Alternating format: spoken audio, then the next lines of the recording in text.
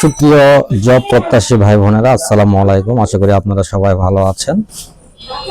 আমাদের দেশে একটি সমস্যা বিদ্যমান আছে জব প্রত্যাশী ভাই বোনদের মধ্যে বা যারা জব করছেন তাদের মধ্যে, অর্থাৎ ঘন ঘন ক্যারিয়ার চেঞ্জ করা।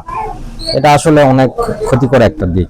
কারণ আপনি যদি ঘন ঘন ক্যারিয়ার চেঞ্জ করেন তাহলে আলটিমেটলি আপনি অনেক ক্ষতির সম্মুখীন হবেন। আপনি একে তো জব ইন্টারভিউ কল পাবেন না ফ্রিকোয়েন্টলি জব চেঞ্জ করার কারণে, আর দুই নাম্বার হচ্ছে আপনি সবসময় এন্ট্রি লেভেল দিয়ে শুরু করতে হবে।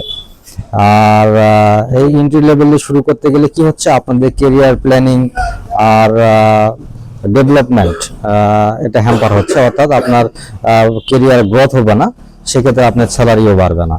তো আপনি যেটা করবেন, একটা নির্দিষ্ট ক্যারিয়ার প্ল্যানিং করবেন এবং সেই অনুযায়ী সেই ক্যারিয়ারটা ডেভেলপ করবেন। অর্থাৎ আমি বলতে চাচ্ছি, যদি আপনি মার্কেটিং সেলসে জব করেন 1-2 বছর, তাহলে আপনাকে মার্কেটিং সেলসে আপনাকে ক্যারিয়ার ডেভেলপ করতে হবে এবং আগে আপনি কি করবেন এটা আপনাকে আগে ডিফাইন করে নিতে হবে। কারণ আপনি বারবার যে জব চেঞ্জ করবেন এটা আসলে করা যাবে না। তো আগেই আপনার জীবনের লক্ষ্যটা ঠিক করে নেবেন। আপনি ধরেন বিবিএ এমবিএ করেছেন, এখন এই বিবিএ এমবিএ করে বিভিন্ন সেক্টরে যাওয়া যায়, যেমন ওষুধ কোম্পানিতে যাওয়া যায়, এফএমসিজিতে যাওয়া যায়, অটোমোবাইলে যাওয়া যায়, এলপিজিতে যাওয়া যায়। তো এখন আপনি প্যাশন কোনটাতে আছে এই সেক্টরগুলোর মধ্যে, সেই সেক্টরগুলোতে আপনার লং টার্মে আপনি একটা ক্যারিয়ার ডেভেলপ করবেন এবং সেই অনুযায়ী আপনি আপনার আগাতে থাকবেন আর কি। তখন দেখবেন একটা নির্দিষ্ট সময় পর আপনার যখন অভিজ্ঞতা হবে, একটা প্রফেশনালিজম চলে আসবে, আপনার অটোমেটিক আপনার পদোন্নতি হবে, আপনার স্যালারি বাড়বে। কিন্তু সেটা না করে যদি আপনি ঘন ঘন কোনো একটা কোম্পানিতে 1 বছর চাকরি করলেন, আবার কোনো কোম্পানিতে 6 মাস, কোনো কোম্পানিতে 2 বছর চাকরি করে আবার আরেকটা ক্যারিয়ার ট্র্যাকে ঢুকলেন, যেমন উদাহরণস্বরূপ বলা যায়, যেমন আপনি সেলস এবং মার্কেটিং এ ছিলেন একটি গ্রুপ অফ কোম্পানিতে, এখন আপনি 2 বছর চাকরি করার পর আপনি কি করলেন, আপনি মেডিসিন ইন্ডাস্ট্রিতে আসলেন, ওষুধ কোম্পানির এমপিও হিসেবে যোগদান করলেন। আবার কি করলেন, 2 বছর চাকরি করার পরে আপনি সিমেন্ট সেক্টরে গেলেন। তাহলে কি হলো, এটা আপনার কোনো ক্যারিয়ারই ডেভেলপ হলো না। আপনাকে বারবার ওই এন্ট্রি লেভেল থেকেই শুরু করতে হবে। এই জন্য আপনাকে আপনার সিভিটা কে গুরুত্ব দিতে হবে একটা ক্যারিয়ার ট্র্যাকে ডেভেলপ করার ক্ষেত্রে। তখন দেখবেন যে আপনার জবের অভাব হবে না।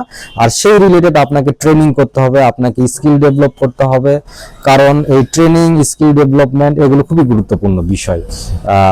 তো আশা করি আপনারা ক্যারিয়ার প্ল্যানিং এবং ডেভেলপমেন্ট সম্পর্কে আরো ভালোভাবে পরিকল্পনা করবেন এবং সেই অনুযায়ী নিজেকে তৈরি করে নিয়ে সিভিটা ডেভেলপ করবেন, যারা অভিজ্ঞ প্রার্থী আছেন। আর যারা ফ্রেশ গ্রাজুয়েট আছেন, তারা এখন থেকেই নিজেদের জীবনে কি হতে চান সেটি ডিফাইন করার পরে সেই অনুযায়ী আপনার স্কিল ডেভেলপমেন্ট করতে থাকবেন, ট্রেনিং গ্রহণ করতে থাকবেন। তখন দেখবেন আপনি ভালো বেতনে আপনার স্বপ্নের চাকরি আপনি করতে পারবেন।